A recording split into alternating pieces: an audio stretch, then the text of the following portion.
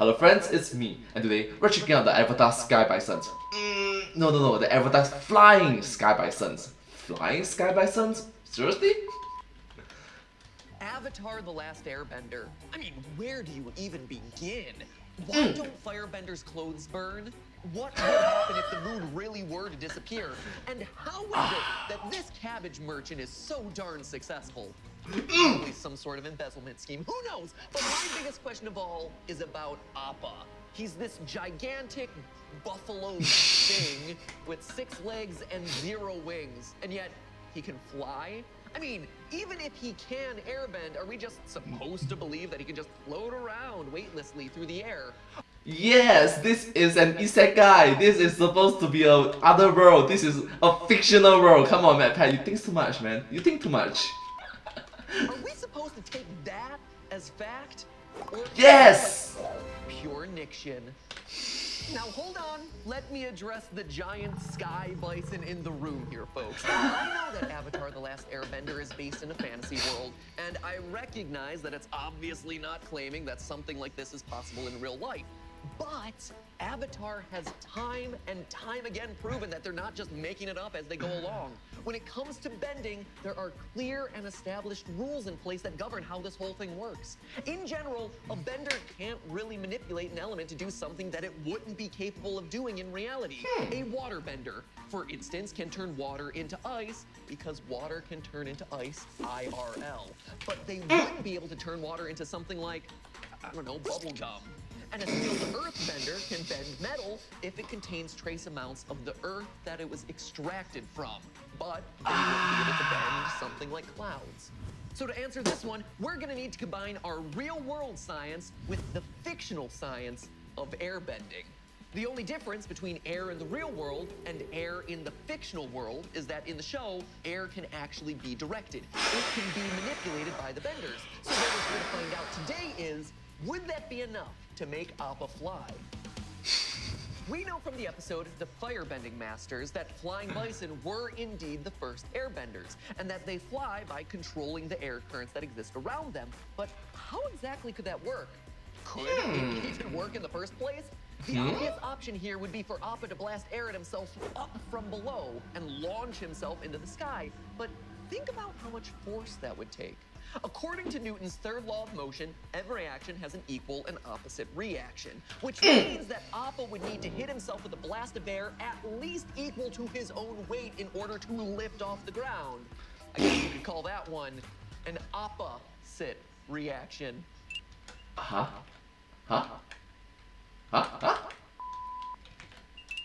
Next is where we would hit a roadblock in our research. Seeing as Appa is a fictional animal, we would have no idea how much he weighs. But if we dig deeply enough into the show, the answer can actually be found. Remember in book 2 when Appa goes missing? Well, in their attempts to find him, Aang and the gang actually make an incredible poster. Oh. Not that one. In actuality, we're talking about this poster. If we translate that poster, the good poster, from Japanese to English, we actually learn that Appa weighs 10 tons. I just love it that MatPat included both the poster and the good poster. Is a lot. Just for some A perspective, lot. the largest land animal in the real world is the African bush elephant. And on average, they only weigh about 6.5 tons. Appa is nearly double that amount. That is a whopping amount. A whopping amount. MatPat, that's not good. To be exact. Huh? Huh? Huh? My humor is not appreciated here. So Appa would need a blast of air with over 10 tons of force coming straight up from below.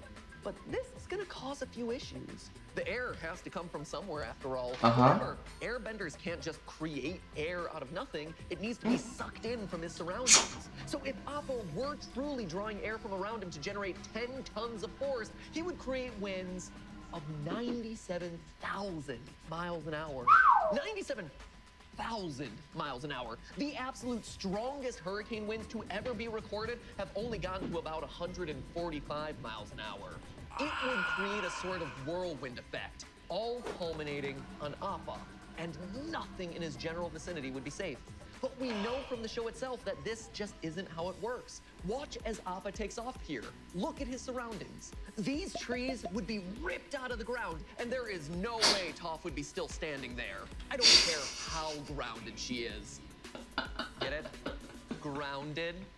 Okay, that is actually quite a good joke. That is actually quite a good joke. I give you praise to you, that is quite a good joke. Because she's an earthbender? Ba-doom-ching! Okay, Not bad, so not we bad. can rule out the idea that Appa is generating vertical wind. But then, how could it be possible that air currents can lift something that weighs 10 tons off the ground? Well, it's actually really not that crazy. In fact, we get much heavier things up into the air every single day, like airplanes. A 737 airplane weighs about 87 tons. In fact, the heaviest aircraft to ever fly weighs in at 710 tons. That's right, 71 times heavier than Appa. Air is just swoller than me. Need to get to a gym. Believe it or not, the way these behemoths lift themselves into the air is by manipulating the air currents around them. You could say that they are literally bending air, but Oh, MatPat. I see why I did that. they didn't get their air bending from a giant lion turtle. No, these planes get their air bending from their wings. Now, I know that's not a mind-blowing revelation or anything, but bear with me, because if we can understand how the wings of a plane lift hundreds of tons into the air, maybe it'll enable us to better understand how Appa's air bending is able to lift 10. There are two major elements that give a wing its lift. The more obvious one is by forcing the air molecules to go downward. According to our old pal Newton, that is going to create upward force on the wing. MatPat, the sub. But if Appa were using that principle alone, it would just create the same hurricane problem that we talked about before, except this time in reverse. But most plane wings also create lift by changing the pressure of the air around it. Generally speaking, a plane wing has a convex curve along the top while staying flat along the bottom. Now, when the air molecules come in and make contact with that wing, some are forced into a bottom path where they all get smushed together against each other, against the bottom of the wing, and against the plane. But another set of molecules are taken along an upward route, along this top convex curve of the plane wing. And because they're now forced to spread out across a larger distance here, it actually creates less pressure on top relative to the bottom, which in turn creates a general lift.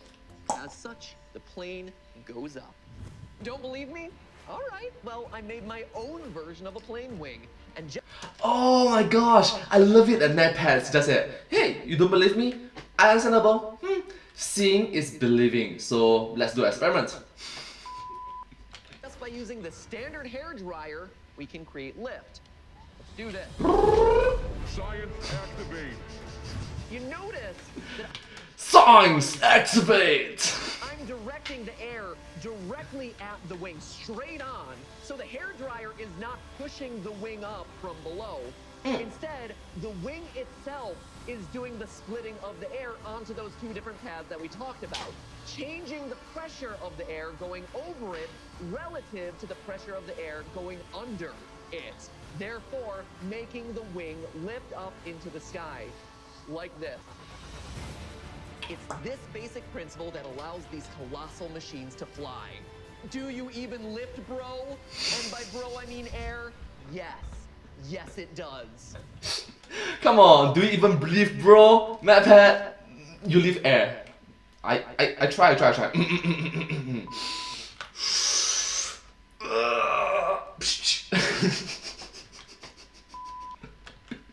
Now back to Avatar. In the end, it's not Appa's weight that's the problem here. It's actually his shape. It's not like he has wings to divert the air and create this effect. But maybe he doesn't need wings. I mean, think about it. Plane wings are designed to change the air currents to produce lift. But Appa is an airbender. He can change the air currents in any way that he wants to, no wings necessary. He could easily use his airbending to split the air in front of him. He could force the air molecules apart at will, guide the molecules above him to spread out over a greater distance than the molecules below. He can create whatever difference in air pressure he could possibly want. In the end, Appa can give himself lift by using his airbending to create the same effect a plane's wings have. Oh, good point, good point. That's actually quite a good point. Even though he's shaped so irregularly in comparison to an airplane, he can still manipulate the air to lift himself up. Interesting, very interesting. Thank you, MatPat. In fact, planes really only need to have wings because they don't have the power of air bending. Hot take here, but it seems like Appa has a more efficient way of flying than even a plane does. Because as long as he understands the basic concept of how lift works, he can just bend the air to create the effect that he needs, even adjust it on the fly, literally and figuratively. On the fly. Ah, I didn't catch that. That's a good one. You know, it's a good joke when people didn't catch that and oh. Needing any additional wings. So is it possible for Appa, a giant 10-ton, 6-legged bison, to fly just by adjusting the airflow? Absolutely yes. Quite easily, in fact. That's exactly the way that airplanes do it, by adjusting the airflow. In the end, Appa staying off the ground is ultimately grounded in fact. In the words of a famous scientist from my childhood, science rules! Oh! Yes! Oh my gosh! I actually watched his show as well. Science rule! I'll take a look at the conversation down below over here. MatPat is just that one substitute teacher that you would much prefer over your original teacher. True, but why is MatPat energy exactly what I expect from some Nickelodeon beats? Like, come on, he's perfect for this. I agree with you. MatPat's dad joke simultaneously hurt me and gave me intense joy. Sure, stop it. Yes! Can we just appreciate the fact that MatPat like, drew a perfect straight line at 6:26? Let's see. It's not showing. Anyways, moving on. Sorry. Girls! Boys only think of one thing and it's disgusting. Boys. I wonder what the aerodynamics of a woolly buffalo with 6 legs and a platypus tail. And I swear we need more of Avatar the Last Airbender from MatPat. Oh, we did! But thank you so much for watching this video. I hope you find this video quite interesting to watch. Please remember to subscribe to my channel, and yeah, I hope to see you on the next video. Thank you so much for all the support. It's very encouraging and uplifting. Bye bye! Poof! Poof! Then